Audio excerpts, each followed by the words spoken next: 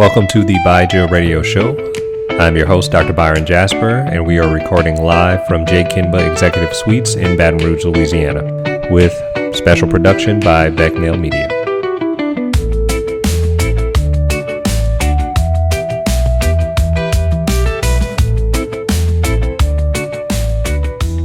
We are back yet again for the latest and greatest episode of the Byja radio show.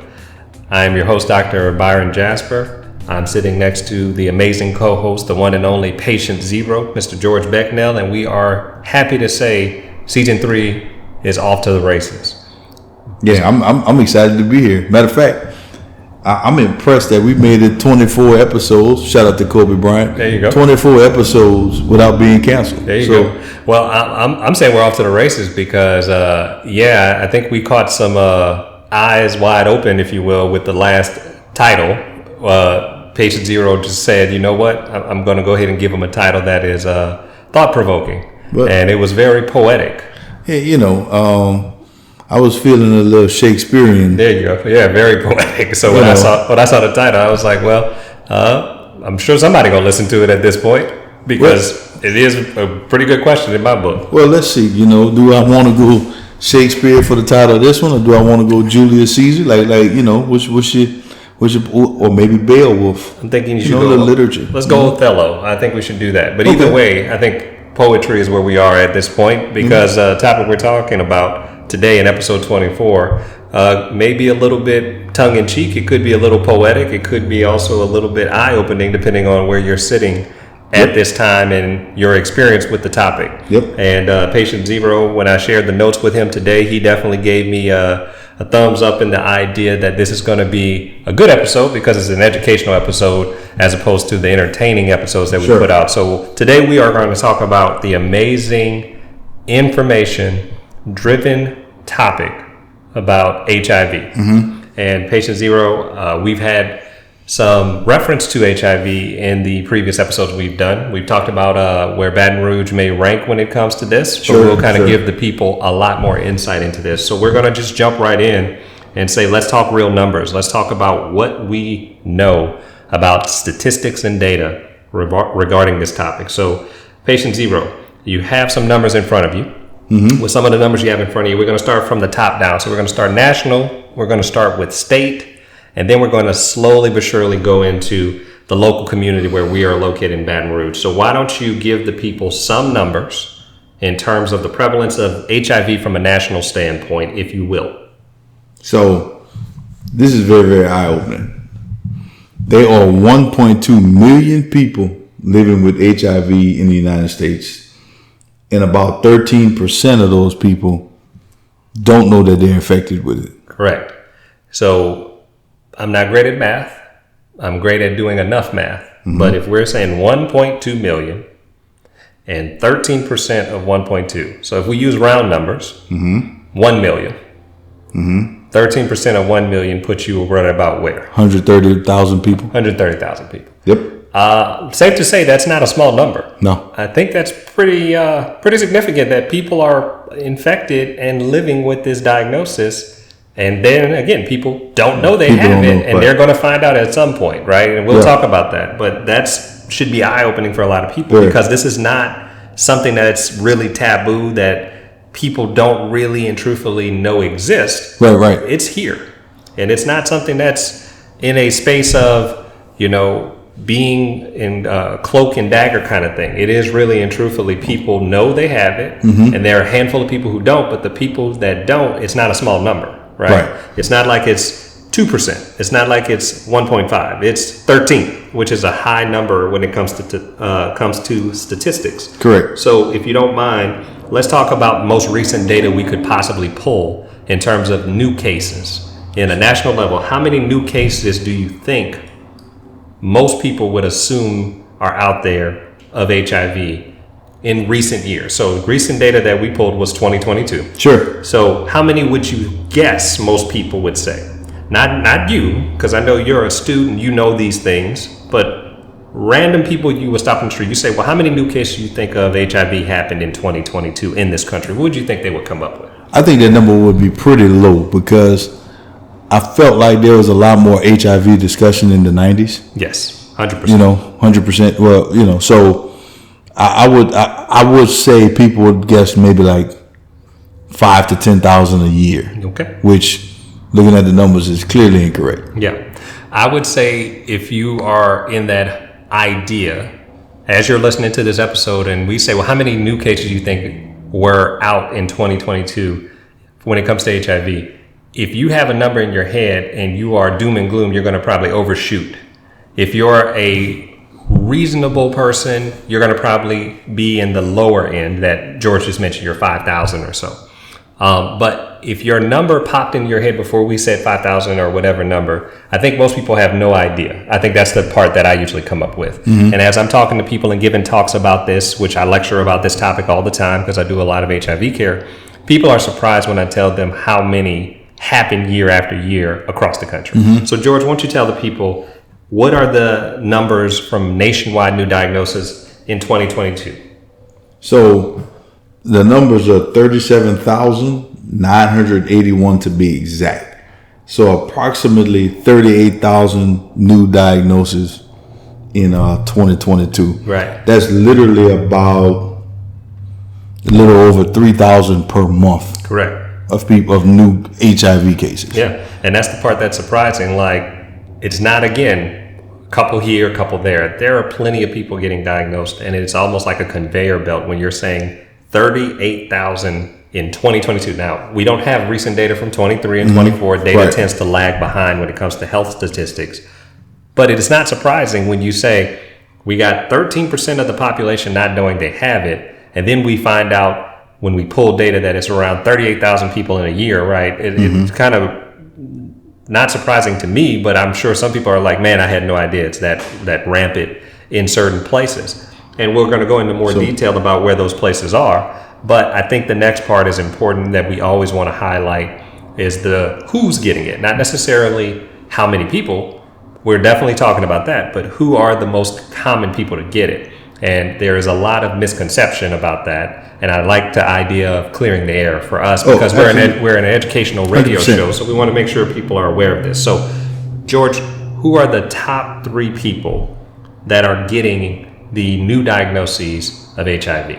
I'm sure people will guess the top category because that's kind of what most people know. Yeah. The others are probably surprising. So why don't you give people number 1 and percentages that come out with that? So number 1 would be gay, bisexual, or other men who have sex with men. That's about 67% of the new cases. Right. Second is heterosexual contact, which is 22%. And people who inject themselves with drugs, it brings about 7%. Okay, so again, let's do a little bit of math. Mm-hmm. The first category is 67%. Correct. Second category is 22. Mm-hmm. So let's do math. And if you're not good at math, I always think break it down into simple numbers. It's about 89%. 89%, right? Of so sexual. 60, 20 is 80, 7 and 2 is 9. So 89%. So 89% potentially, right, is coming from some type of contact from a sexual nature. But I bring that up to say people think, well, I'm not in this demographic. It can't be me. If 90% of this is happening in a certain type of transmission, unless you're not doing anything, there's a possibility it could be you, right? Mm-hmm. Because if you are sexually active, you could be exposed. And it's not that you're doing it on purpose. It's not that you're having to do anything out of the ordinary. Some people have been exposed and they have assumed that everything is okay. And I cannot tell you how many times I've had people look at me with the utter shock and disgust of, I had no idea that this was something that could happen because they just had no idea how prominent and how prevalent it is. Well, let me ask you a question. Yes. As a doctor, what does HIV look like? Mm-hmm. Like what does a person? Because we can talk about these sexually transmitted diseases all day, right? Mm-hmm. You know, you talk about like herpes, where you can potentially have some warts.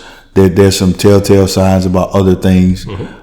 What does HIV look like? Mm-hmm. And I'll say the short answer is it's hard to say.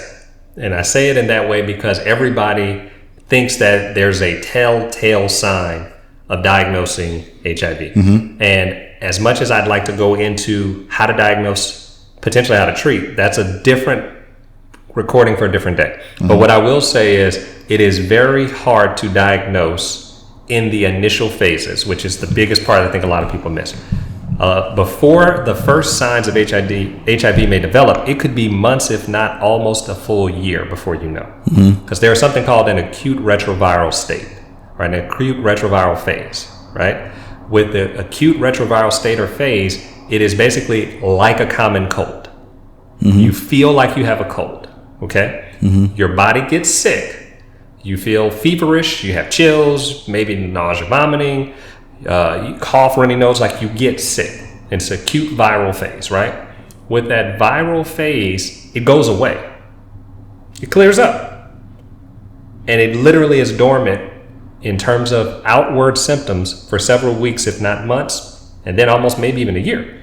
So again, you get sick acutely, your body for the most part takes care of it, and then you go with no symptoms for a long time. Okay. During that time, if you have no symptoms and you have no idea because you're not getting regular testing, what do you think is happening during that time? Well, you're spreading it. You're spreading it. And that's the point. So let's say somebody in that stage has it and they are getting regular tests. In that early stage, would they be detectable? It depends on when the test happens, and we will definitely go into testing in a little bit. But yes, there is a possibility that you can find it early on if you're tested regularly. So it sounds like to me, and I know this is not what the podcast is about because we're just simply talking about HIV. But it sounds like, maybe we need to do a better job as Americans of just wrapping it up. That's possible. Or being more sexually educated or, that's just me. I think educated period though, right? Because I think one of the things that a lot of people have, and one of the things we're also going to talk about is something called stigma. So stigma is if I'm operating in this space of promiscuity, or I'm high risk, or I'm doing things in a very specific way, I'm more likely to get this. So if I just don't do that, I'm fine. And that's not true. That's not how it works. If you're in certain areas, there's a possibility you're going to get exposed whether you want to or not, because you oftentimes don't know what the other person's doing. In a perfect world, you know everything they're doing, and people are 100% honest, transparent, and upright. But that's not the world we live in. And if they are not doing what they say they're doing, and they're getting exposed, and they're not getting tested, and you're not getting tested, and they're basically passing stuff from you to you to you, you're going to be really upset and really frustrated when you say, well, why didn't I do the opposite of what most people were doing when all this information is readily available? Again, all the stuff we're saying, you can search for this. You can search and find that it's 67% versus 22%, which makes up 89% of the new infections. You can search to see how many people are getting HIV year after year, month after month. That's not something that's a secret. So if you have that data, why not be smarter and literally say, I'm going to protect myself or get tested or do things in a very specific way? And the last thing I'll say about this concept is what most people don't do is listen to things like what they're doing right now. If you're listening to this episode, you're automatically getting smarter about this disease process and how to maneuver, and hopefully help other people know how to maneuver, because a lot of people don't even know some of the things we're going to talk about exist. And we just started with national data, just national. My favorite part when I do these types of lectures is usually the look that I get when I go to state level and then geographic areas like metropolitan areas, which we will do. And by your face, I can already tell you are literally going to enjoy this. It is not going to be good. I'm going to say it's all relative. Well, it's going to be good in the sense that we're getting education out there. However, I have a feeling being in this I-10 corridor between Baton Rouge and New Orleans, these numbers are going to be higher than LSU women's point production against Florida State in the tournament. I would say if you're a betting man, you would win that bet. But I'm also going to say one thing. I'm a glass half full kind of person, okay? In my mind, what do you think I'm going to say? Well, it is bad, but we not fill in the blank. That's how I look at it. Like, that's how I am. We not who? You gonna see in a second. So we're gonna get there. But don't jump ahead. We gotta now go from the national level down to the state level. So, my friend, patient zero, Where do you think the lovely state of Louisiana ranks when it comes to new HIV diagnoses in the 50 states across the country? And I'm going to make it simple. Do you think we're number, let's do big chunks, 50 to 30? I'll say this. If our education rate rankings was this high, we wouldn't be too bad. I'll say that. We're definitely not 50 to 30. Okay. 30 to 10. We're not in there either. Okay. So you think we're 10 to 5 or 5 to 1? We're top 5. Top 5. Okay. There's not a doubt in my mind. Okay. Louisiana's top 5. Okay. And it's per capita, right? Well, I would say whether it is or it isn't, I don't think you're going to be wrong in that assumption. Like Jesus Christ. I don't think it has to do with dollars at this point, my friend. So go ahead and look. No, I said per capita. Oh, gotcha. My fault. I thought I heard capital. No, per capita. Gotcha. Like, is it per so many people, or is it just new cases, period, or cases, period? A little bit of both. So I'm still right. So yes. Oh wow. Yeah. So let's read those notes. Where will we rank when it comes to the most recent data we're able to find for the top 50 states? Who would you say, I'm sorry, not who, where would you say Louisiana ranks? You said in the top 5. So George, would you be right in that assumption looking at your notes? I'm absolutely right. Okay. And actually, I'm a little surprised because I thought we would be a little higher because we're only 4th. Only 4th. See, I'm rubbing off on you. You just did glass half full, my friend. So see, it works. It's a mindset thing. We're only 4th. Bruh. So yes, we are the 4th highest in 2022. Louisiana ranked 4th in HIV diagnosis rates in the country. Number 4. And last I checked, we don't have a lot of people compared to some of these other states. Yeah, no. So that's the first thing. Let's go a little bit further. So what about 2023, my friend? What data can you share with our amazing listeners about 2023 numbers? 869 new HIV cases. In Louisiana. 869. Bro, I'm surprised that 869 people go to the doctor in Louisiana. And I'm going to go ahead and give you a smooth layup on this one. I'm pretty sure they didn't either have a choice or it was very surprising. Because most people don't walk into any clinic and say, I know I have something. I'm pretty sure I'm just going to get confirmation. Most people go and there's a shock and awe feeling because they just have no idea. And my favorite thing is, I didn't never think it could be me. I never thought it could be me, is usually what people will say. And I'm sitting here like, well, why not? Why not? And one of the reasons why I'm saying why not in that way is, do you know your numbers in the area you reside? And most people have no idea what I'm talking about. But if you're listening to this show, you're somewhat aware of the numbers because you now know we're 4th in the state. 4th in the country. We had 869 cases in 2023 in HIV diagnosis in Louisiana alone. And my favorite part, George, why don't you give people some of the numbers of potentially where a lot of those cases arose? So, of those 869 people, 20 were from Baton Rouge. 20%, excuse me. And 24% were from New Orleans. So 44% of this 869, which is approximately 400 people. Excuse me, 400. Approximately 400 people between New Orleans and Baton Rouge. 2 places. Were newly diagnosed in a year. 2 places. In 2 places. So if you're listening and you reside in New Orleans or Baton Rouge, there's a strong chance that there's somebody you know. Strong to me is an understatement. I'm going to go with massive, enormous, or any other extreme adjective that you can come up with. Because strong to me is just, that's like... Yeah, it's almost guaranteed. 100%. And truth be told, it can happen to you. It can happen to anybody. Absolutely. Now, the unfortunate part we're going to talk about, which, again, I think most people know, but let's just make sure we confirm, who are the more prominent race and ethnicities that are affected by this, if you can? Black people. You want to give them a... There's 68% of the new HIV cases. Okay. Which which is wild because only 32% of the state population is black people. Okay. So what would that term or the phrasing of that be? If you make up a low number of population, but you're a high rate of a diagnosis. Low number population, high rate of diagnosis. What is that called?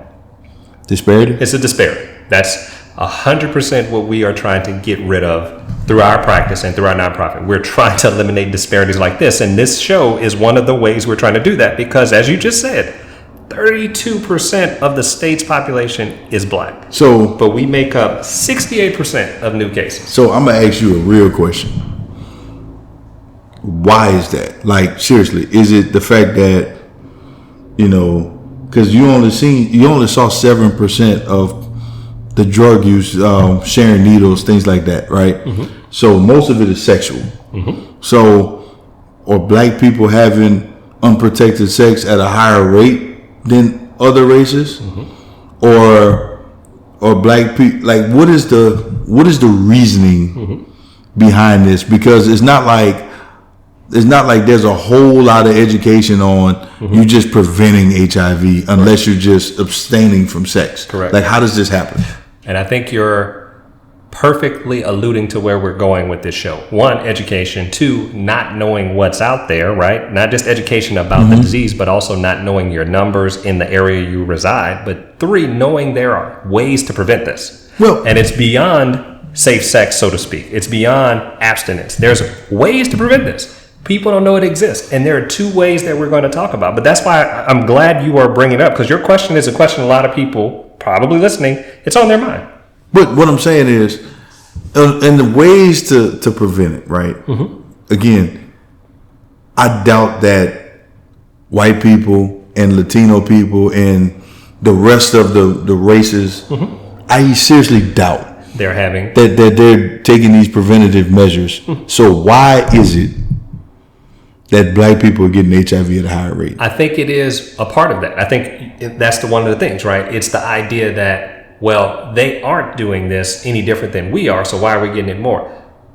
It's not a conspiracy to this from my seat. I don't think it is. Yeah. I'm not saying it is. But I think this is not the 80s. I think it is indeed the lack of care in certain areas, right? So if there are not a lot of clinics in these disproportionately black neighborhoods, they're not getting care when they need it. They're literally having to choose between, do you go to work or do you go to the doctor? When you have a cold, do you have to, go in, get checked out, or are you going to miss the job and then you're going to have things bad happen? So you're having to pick and choose when you have care. More importantly, are you trusting the care that you're getting because you feel like the people are not necessarily going to have your best interest? Mm-hmm. And if they don't have your best interest at heart, they're going to possibly just throw medicine at you, give you misinformation, mm-hmm. get you out the door, and run you out and say, come back and see me in 3 months. That whole thing that we've been trying to combat with whole direct primary care. But it literally goes into a lot of the things that are at the crux of bad health care for a lot of diseases, not just high blood pressure, not just diabetes, but HIV and a lot of other things. It really and truthfully causes the same problems to end up popping up as health disparities that we are constantly seeing and constantly dealing with. So it's not going to go away anytime soon unless we keep doing what we're doing now, trying to educate people and tell them what things exist.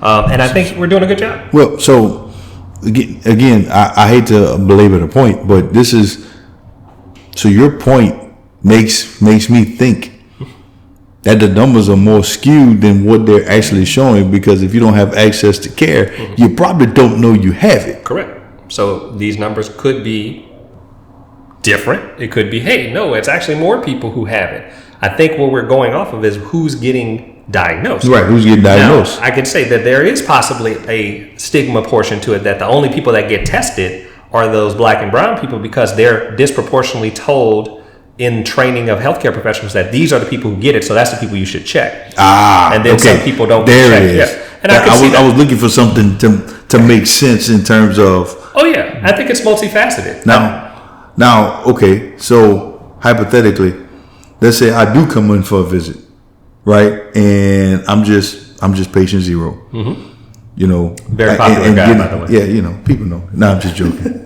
People don't know me. People do know you. That's the funny. But so I get quarterly blood panels from you, and I love it. It always helps me stay on top of my numbers, keeps me healthy. I feel confident about my health.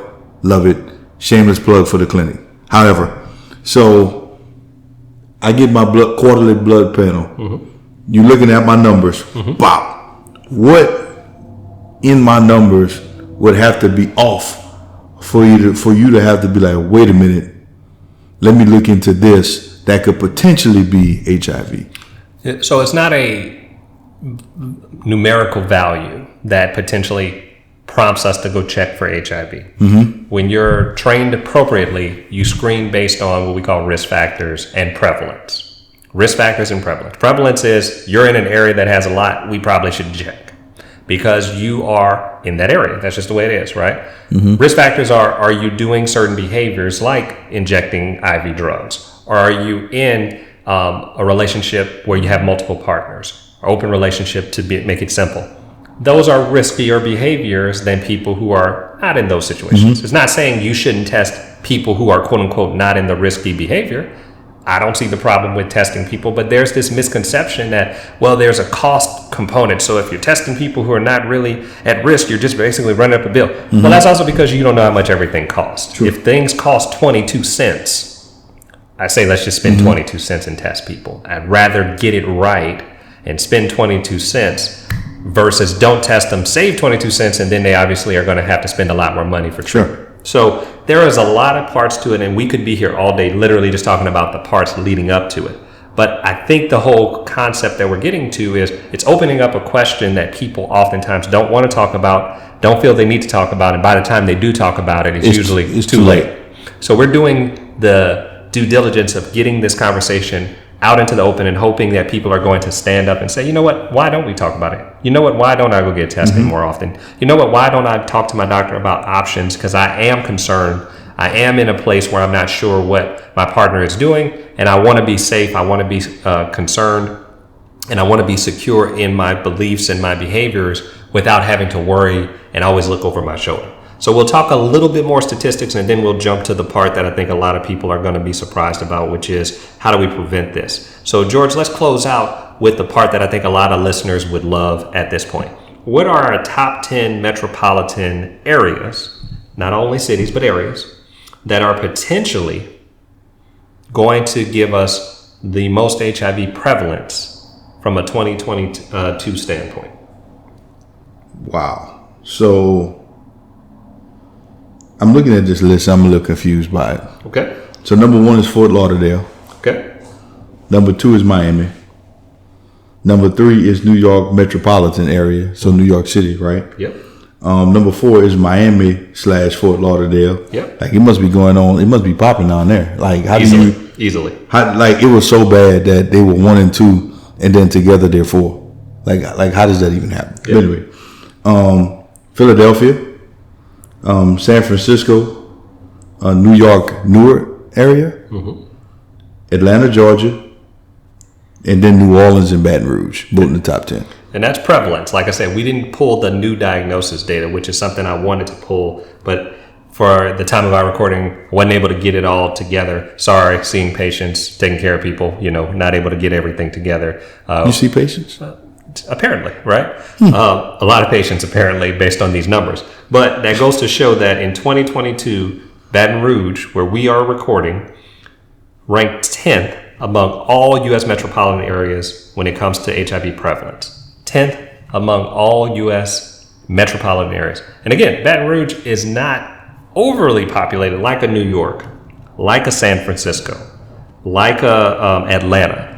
We're probably a lot smaller, but we're still in the top 10. That kind of gives you a sense that we are at a place where things are going to be really, really, really bad unless we do something different, because what we're doing is not working. And that's something that's huge and something we need to really take a moment to step back and say, how do we get better? How do we do things differently? How are we going to be able to maneuver in a way that allows us to get better outcomes and eliminate these healthcare disparities? So just so I'm clear, and I want people to understand how skewed these numbers are, right? So Baton Rouge is 10th in the United States in new HIV cases? No, prevalence. Prevalence. Prevalence Okay. is how many people are living. How many people are living in Baton Rouge with HIV? Right. Are So living in these metropolitan areas, right? So they're 10th. 10th according to the data from 2022, correct. Baton Rouge is the 90th largest city in America. So there's 89 bigger cities in America than Baton Rouge, but there's only 9 cities with more HIV patients in the city. I just want that to set in. Perspective, right? You know, that's wild. So as we were talking, I said, let me see if I can find it most recently. So according to a website that I was able to pull up real quickly, in terms of the new HIV infections, who has the highest rates?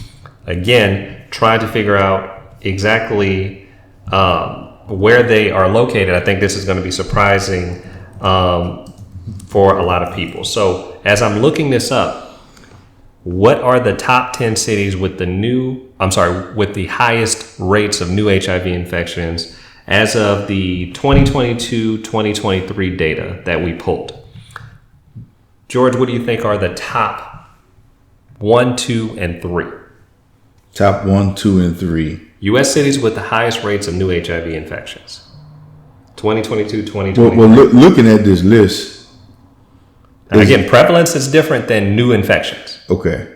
Prevalence is people who are living, existing, breathing, if you will. Well, I'm assuming the people with the more prevalence it probably spreads faster. So good assumption. So just looking at that numbers and looking at and understanding the size of the cities, I would have to say it would be Baton Rouge, New Orleans, and Newark. Okay.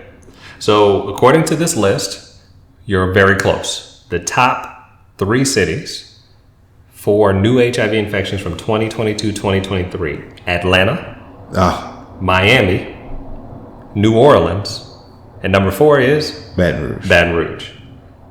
That goes to show you that we are in the top 10 when it comes to prevalence. We're in the top 5 when it comes to new infections. So the idea should hopefully drive the point home that this, if you're in some of these areas, it affects you, right? Now, to round out the list for new infections, just to kind of give people the full list that we were able to pull, Atlanta number 1, Miami number 2, New Orleans number 3, Baton Rouge number 4, Jackson, Mississippi number 5. That's right. That's 2 hours away. Baltimore number 6, DC, Washington, DC number 7, Memphis, Tennessee number 8, Orlando number 9, Houston number 10. So, you know, and what's disturbing about those cities, a lot of those cities have a higher black population than the national average. Mm-hmm. Mm-hmm. You know, and it's just seeming like this is, and look, HIV affects everybody. Every man, every woman from any walk of life can get HIV. Mm-hmm. But listening to this data, it just seems like it's getting to the black community as a much higher rate. Yeah, yeah. And it's definitely affecting those populations a lot differently than I would say others. So I think that gives us an opportunity to segue into the next phase and our second part of the show. Before we do that, we're going to take a quick commercial break. Hello there, it's Dr. Jasper from the Byja radio show. Are you tired of the broken healthcare system? Frustrated by long wait times to see your physician, rush visits, and the sky-high healthcare costs that come with those rush visits? Yeah, I hear about it all the time. So if you're tired of dealing with any of those things, then I highly suggest you check out the book Byja Blueprint, an introductory guide to direct primary care for patients, physicians, and businesses. Written by yours truly, it breaks down all you need to know about direct primary care, a model that makes healthcare simple, affordable, and personal again. The book covers topics like how DPC differs from traditional insurance-based healthcare, what's the difference between direct primary care and concierge medicine, how employers can use DPC to cut healthcare costs, how this model reduces burnout for physicians and improves work-life balance, and so much more. Whether you're a patient, a doctor like myself who was fed up and burnt out, or a business owner tired of rising healthcare costs, this book lays it all out in plain English. So if you're ready for something better, check out Byja Blueprint, available in paperback, audio, and ebook format. Visit books2read.com/Byja Blueprint DPC and get your copy today. So we're back and jumping back right where we left off about data and information that may be helpful for people that hopefully after hearing those numbers, they'll say, well, how do I do something about this to make a positive impact? So, if you're in a highly prevalent area or you're having a lot of people in the area come up with new infections, what can we do about it? So one of the things that we wanted to talk about is something that people may not be aware of, right? We already know that it's prevalent. We know that it's not, for the most part, going anywhere.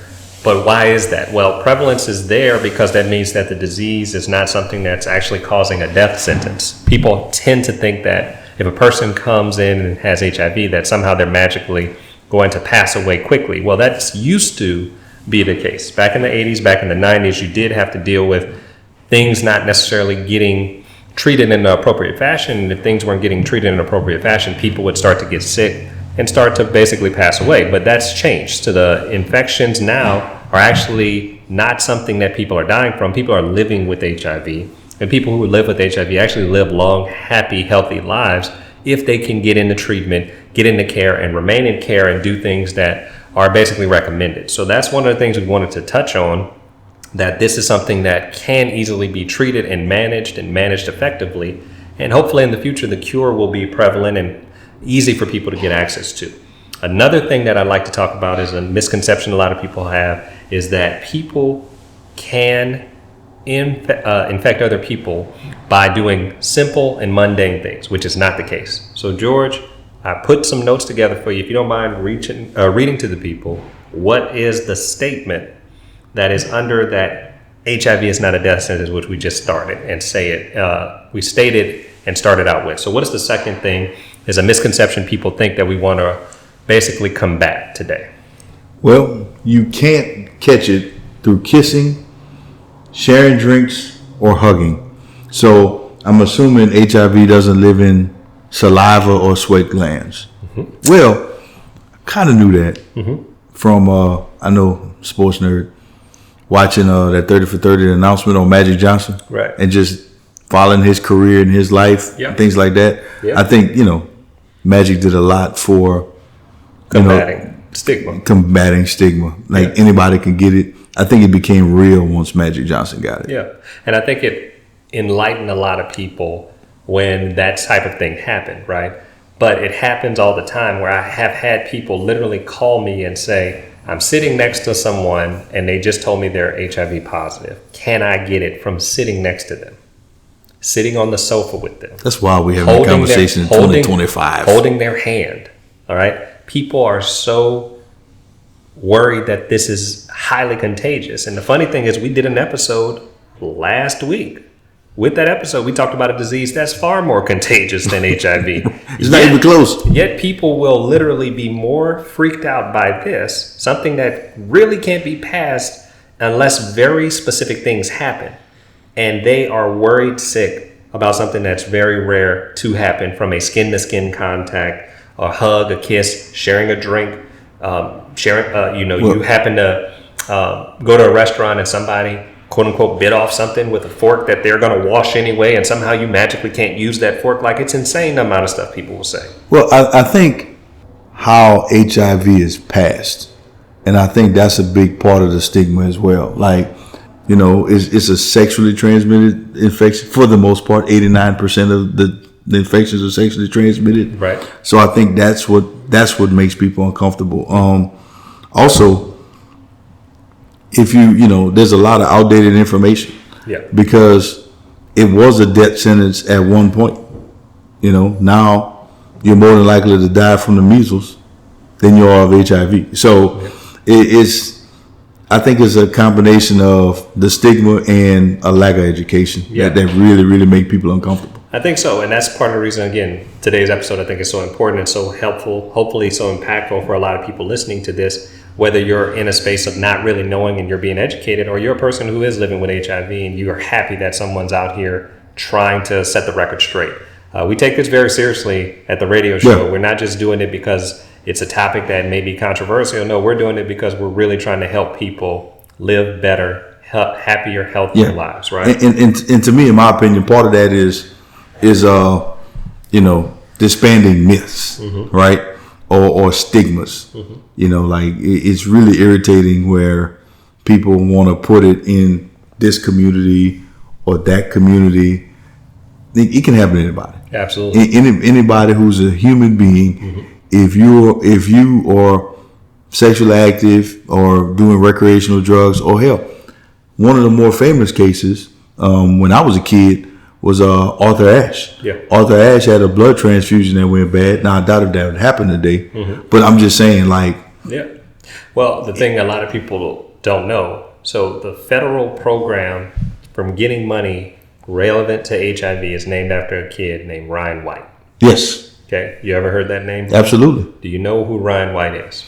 Ryan White is a kid who passed away from AIDS in the 90s. Okay. Do you know how he got it? He was born with it, right? Incorrect. It was from a blood transfusion. So the blood transfusion came as an extension of needing blood products. Back in the day when you had hemophilia, in order to stop your blood from bleeding profusely, you would have to get blood products. They didn't have factor that they have today where it's isolated or synthetic. It came from actual blood. So that blood product, that blood transfusion that came in, infected him with HIV. And unfortunately, he dealt with all the things we're talking about today. He dealt with stigma. He dealt with misconception. And unfortunately, he passed away. So his parents and his family went to Capitol Hill and did all of the stuff and fought for legislation so it didn't happen to any other kids. And it's been named Ryan White ever since. And did you know when he was diagnosed? I'm going to say somewhere, it was before 91. So it had to be 89, 90, something like that. So it was in the 80s. And I believe it was 1984. Oh, that's a long time. So the idea of me saying that is it goes to show you how far we've come to not go anywhere. So, well, not necessarily not go anywhere. Maybe not go anywhere with the stigma. Correct. That's what I'm talking about. Specifically with the stigma, because people are still thinking things that happened in the 80s, which is a smooth 40-something years ago, 41 to be exact. Yeah. That we're still dealing with the same stuff. So we're trying to combat that by saying, no, you can't get it from shaking hands or sitting next to someone or sharing a drink with them if you choose to do that. It's also important to highlight that if a person's undetectable, it's very, very, very, very, very, very unlikely that you can transmit the virus, because when it's undetectable, it's damn near impossible to transmit it. So we say undetectable equals untransmittable. And these are all things people don't know. So, okay, let's back that up. You know, like a U-Haul truck. So, right. Back it up. Beep. You know, because, you know, things beep when you. Absolutely. You know. But anyways, so, you know, just so we slow down for a second. You know, we talked about things in the 80s. And in the 80s, you get HIV. It almost always progressed to full-blown AIDS, and then you end up dying, right? So talk about the fact that A is not a death sentence anymore if it's detected and treated, right? Correct. And B, talk about this term undetectable. What exactly does it mean, and how do you get from being diagnosed with HIV to being undetectable? Yeah, so the reasoning that people aren't progressing to AIDS as much as they used to and not having as many negative outcomes is because there is now therapy that works at adequately suppressing the virus. Back whenever HIV was first being diagnosed, they didn't have treatment for it. It was new. It's almost like when COVID happened. We didn't know what to do. That's a good comparison. We literally just kind of were trying a little bit of everything. They were trying all kinds of treatments, and nothing worked for the most part. So that's a great comparison, because when COVID first happened, people were dying. It was a mess. A lot of people died. But now I get COVID and they still want me to go to work. So, you know, it's a big, 100%. It's a big difference. But it goes to show you how fast disease is. When we put enough money and enough awareness into something, we can probably come up with a good treatment for it when the right incentives are there. And that's a whole other conversation on why incentivize people for this and not that. The point of it is, we could have a whole podcast on that. Yeah, we could. But that goes to show you that when the disease was relatively new, there were no treatments, there weren't anything that was effective, and people were basically succumbing to this disease and things that came along with it, other comorbidities. Now that the disease is able to be treated and virally suppressed, when you suppress the virus to a level that is undetectable, and all undetectable means is when we check your level of HIV in your blood, we cannot detect it. It is not detectable or undetectable. So if the level of the virus is undetectable in your bloodstream when we test you, it's damn near impossible, if not impossible, to pass it to someone. If we can't detect it, we can't find it, you can't pass it to someone. So believe it or not, that's why, if I remember correctly, HIV did not infect Magic Johnson's wife. Now, I'm not going to sit here and say 100% that I know that, but I'm going to say, if I remember correctly, she wasn't someone who was infected, because he was undetectable pretty much the whole time, because he got on treatment and stayed on treatment throughout the course of time. He did say that, and according to the 30 for 30, the announcement, right? She did not contract the virus. Neither did his son EJ, exactly. who Cookie was pregnant with. Correct. When he found out that he had it. Yep. And all that being said, it goes to show that treatment works if you get into care and you stay in care and you do it correctly. Yeah. Now, if you're doing it piecemeal and kind of going, but not doing it, and doing it when you feel like it, and taking the meds kind of when you want to, not all the time, as we recommend, things are going to happen. But if you're in the care with the right person who really understands this and knows what they're doing, we tend to see better outcomes. And that's what we do in our clinic every day, because we take care of a lot of patients in this area, because again, we're in the top 10. Right. So now, these people got to go somewhere. Now, I do want to point out something that you mentioned, because I feel like this is very, very important for people that's listening. Magic Johnson, that point, I know everybody was like, like Kanye would quote, "If you get rich, anything can happen, because Magic made it," that, all that good stuff. But to your point, Magic Johnson contracted or was diagnosed with HIV in 1991. 34 years later, he looks healthy as a horse. Like, he's living his best life. Correct. He's good. Correct. Right? So that ought to be encouraging for somebody who gets diagnosed in 2025. Yes. That you can live a full, healthy life, because if Magic, look, I don't care how much money he had in 91. The science just wasn't there. Correct. So the fact that he could take medicine and still be living good, 100%. Ought to give somebody some encouragement. Yeah. And it's not a death sentence, but you have to get tested regularly, get into care, and do what the doctor tells you to do, and you'll be fine. Correct. And other misconceptions, we're going to come back real quickly. If you are positive and you're a female patient, you can't have children. That's a misconception I hear all the time, because if you have children, the baby's going to come out and the baby's going to have it. That is not true. That's 100% false. The treatment works to where, again, if you are undetectable, transmitting it to the child is damn near impossible. Now, it's not saying the child won't have to do things to make sure the child doesn't become infected, but I have literally cared for pregnant patients, and their babies have been delivered, and we have cared for their baby, and their baby has been tested, and the child does not have it, and the patient was positive. This is living proof, and Dr. Jasper is telling you 100% that this is not something that can be transmitted to a patient if you're doing what you're supposed to, because the virus doesn't work that way. Last thing I'm going to say from a stigma standpoint is that when you are potentially out and about and you're hearing that there's no way really to combat this other than, wrapping it up and abstinence, that's not true. There are new treatments out there, and two things that we're going to categorize that are important for people to know are things that fall into two categories. One is called pre-exposure prophylaxis, or PrEP, and the other is called post-exposure prophylaxis, or PEP.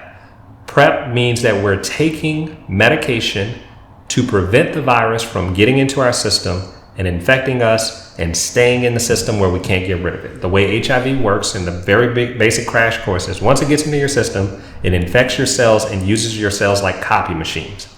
If it gets into your cells and starts making copies of itself, if you go too long, it can't stop, because once they're infected, it's hard to get them to be uninfected.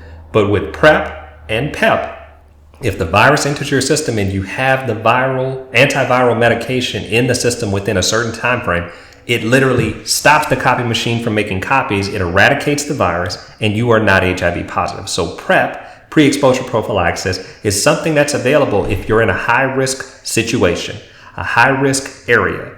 You're having what they call risky behavior, and you want to protect yourself beyond just safe sex, beyond potentially having to only do one thing, which is abstinence. And that is something that you can do where there are pills for PrEP therapy and there are injections for PrEP therapy. Pills you usually take once a day. Injections, you can take it every other month, meaning one shot every 60 days. The science is changing, and that may get to where it's one shot every 90 days or one shot every 6 months. It's not there yet, but right now, every 60 days, you can do one injection, and that injection could potentially prevent you from becoming HIV positive if you're in these risky situations, high prevalent areas, and things of that nature. And all these things are readily available. The problem is, I've had to tell people you are positive, and did anyone ever tell you about PrEP? And people are literally sitting in my exam room, and the first thing they'll say was, what is PrEP? And at that point, it's too late.